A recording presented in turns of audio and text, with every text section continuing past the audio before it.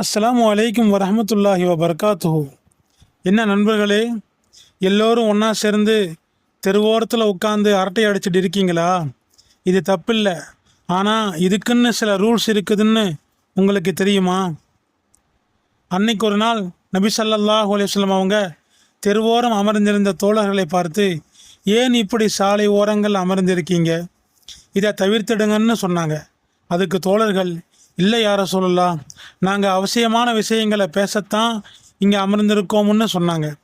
உடனே நபி ஸல்லல்லாஹு அலைஹி வஸல்லம் அவங்க சொன்னாங்க, அப்படி உட்கார்றது தவிர்க்க முடியாதுன்னு சொன்னால் அந்த சாலைக்கான உரிமையை அதுக்கு கொடுங்க.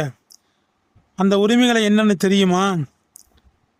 பார்வையை தாழ்த்துவது, அந்த வழியாக போகிற வர பெண்களை பார்க்காம கண்ணியமாக இருக்கிறது.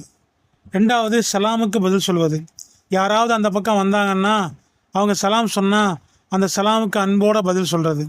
நல்ல விஷயங்களை பேசுறது, மற்றவங்கள பற்றி பேசாமல் பயனுள்ள நல்ல விஷயங்களை மட்டும் பேசுறது. ஸோ நண்பர்களே, வெளியே உட்காந்து பேசும்போது மற்றவங்களுக்கு தொந்தரவு இல்லாமல் இந்த 3 விஷயங்களையும் கடைப்பிடிச்சா அதுவும் ஒரு நன்மையாக தான் முடியும். இதை உங்கள் ஃப்ரெண்ட்ஸுக்கும் ஷேர் பண்ணுங்கள்.